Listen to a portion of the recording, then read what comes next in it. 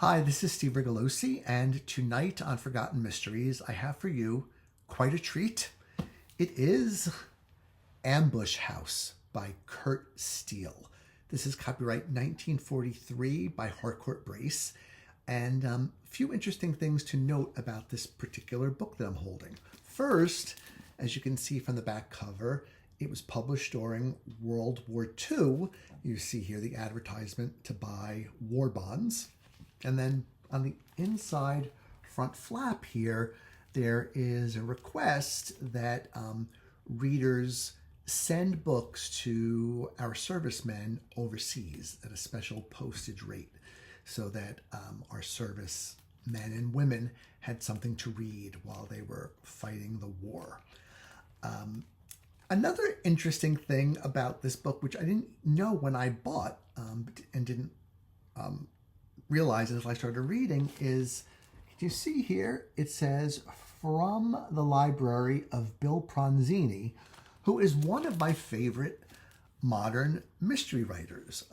Readers probably know his Nameless Detective series, but he's written all kinds of standalones and he's collaborated with a bunch of people. Really like a very sort of pulpy writer. And I mean that only as a compliment because I know Pronzini was a big fan of the pulps and you can see their influence on his writing. But that's a different story. But I will say, if I ever meet Bill Pronzini in person, I'm going to bring this book to show him. It's kind of like the 6 degrees of separation among mystery lovers, that a book from his library would end up in my library. And let's also take some time to give kudos to the cover artist. What a beautiful cover. It shows what a really talented artist can do with just 2 colors. This very nice, like cyanish blue and black, or shades of gray.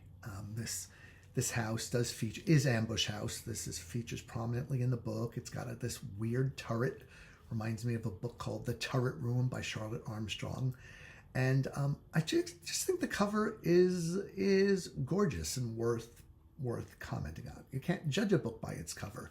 But in this case, you can, because I really like the book and I really like the cover. So before I get into it, just a little bit about the author, Kurt Steele. That was a pseudonym for an American man named Rudolf Kagey. And he wrote maybe a dozen-ish books, many of them featuring his series character, Hank Hyer, and sadly died at a rather young age of 41. So, you have to always wonder what could have been if he had lived longer. I'll tell you a little bit about the plot first, and then I'll tell you why I like the book so much. So, the book opens with Hank Hyer, who is our private investigator based in New York City, in Greenwich Village. And he opens the door to his office on a potential new client, 2 people. And they're there for a few minutes and he throws them out. He says, "I don't want to help you." Not long after that, 2 more people come in, want to hire him. And he says, "I've got no interest in working. I've got no interest in working for you. Get out." So right then and there, I'm thinking, well, dude, I don't know how you're going to make a living if every time someone comes to you and wants to hire you, you say no, right? I mean, could any of us make a living that way? But it turns out that Hank Hyer, Henry Hyer, is just so experienced and so with it and so savvy that he can smell a rat a mile away. And he immediately knows that these 2 pairs of clients, that they're not telling him the truth, that there's something going on, that they're trying to manipulate him, and he's just got no interest in that. Ultimately, though, he does get involved in their case, which it's a little bit of a complicated setup. The exposition in the first couple chapters you have to pay attention to. It comes down to a few guys surviving the explosion of a ship at sea. and they're out on a raft trying to survive, hoping that someone will find them. You know, they fully expect to die at sea. One of them does die, but before he does, he gives an heirloom watch to somebody else who's on that raft, and the guys do get rescued. What's really interesting is that when they open the back of that watch, there's a portrait of a young lady, and the guy who has been given the watch takes one look at the photo and says, "I'm going to kill this young woman," who is the daughter of the guy who gave him the watch before he died.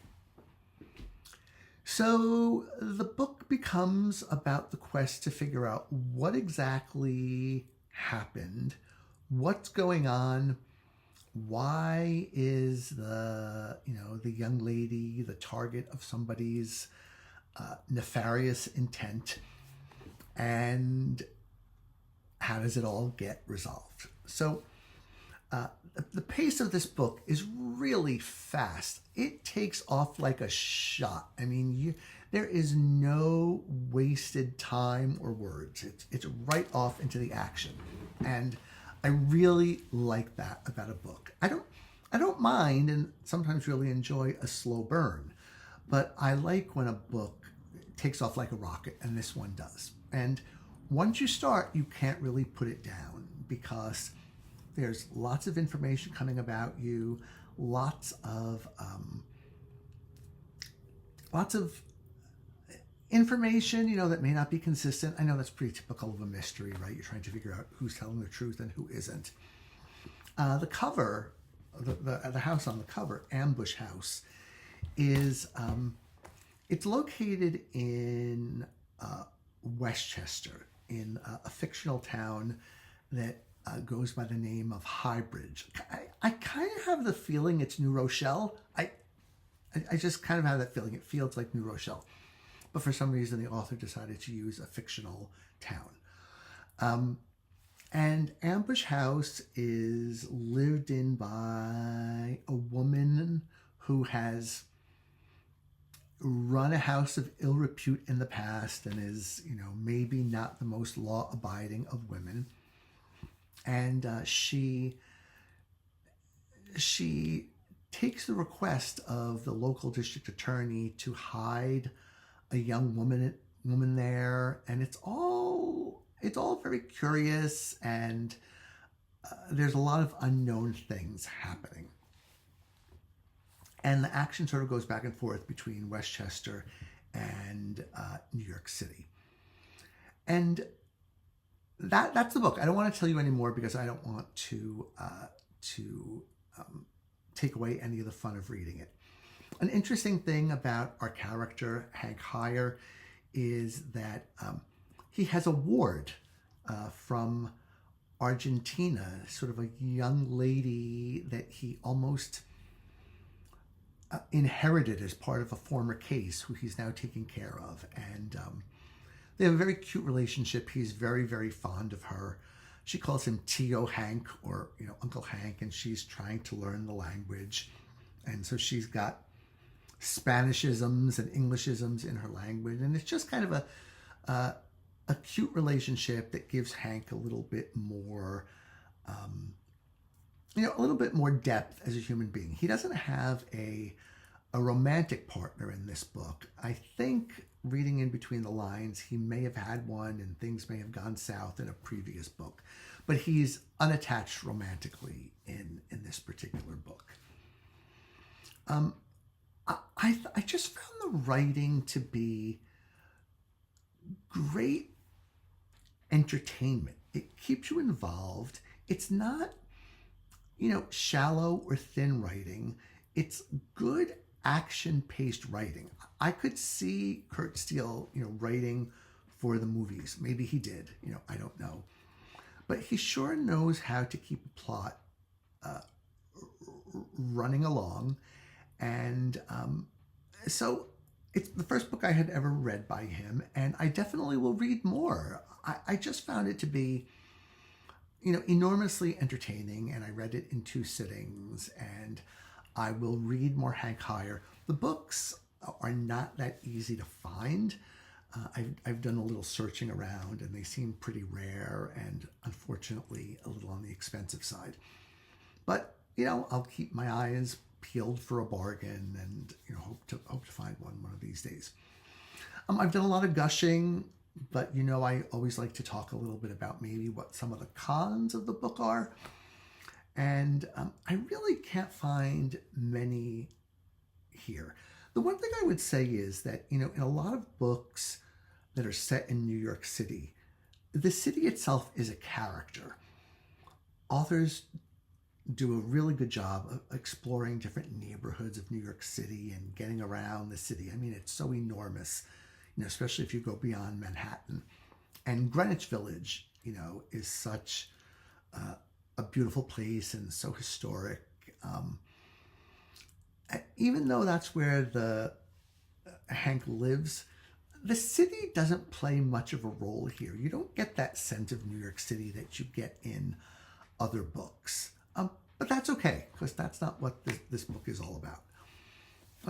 The other thing I would say, too, is that, as I mentioned earlier, the setup and the exposition are a little convoluted, a little hard to follow. In the first chapters, I feel like the author throws a lot at you. And in fact, I actually reread the chapter as soon as I finished reading it the first time, because I thought there's a lot of information in here that I need to kind of load into my memory so that I'm not puzzled later on when I can't remember what had happened earlier. So no shame in that, knowing when it's worthwhile rereading something. In fact, a new theory is coming to me. Doesn't a good mystery almost require you to reread certain parts? Maybe it does. Maybe it does. Let me know what you think about that, because a good writer sprinkles in little teeny bits of information among all the other things that you have to keep track of. And sometimes when you think that they're not playing fair, you page back and you realize, oh, there it is.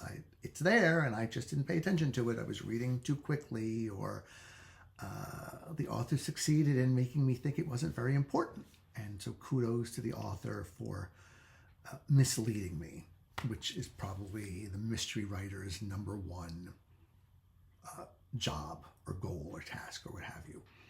So that's it. This is a fairly short video for me. I know you're saying, thank God he's not running on the way he usually does. But I want to recommend Ambush House by Kurt Steele to you. And if you've got any comments, please feel free to leave them below. And I will be back next time with another, I hope, great mystery for you. Thank you and good night.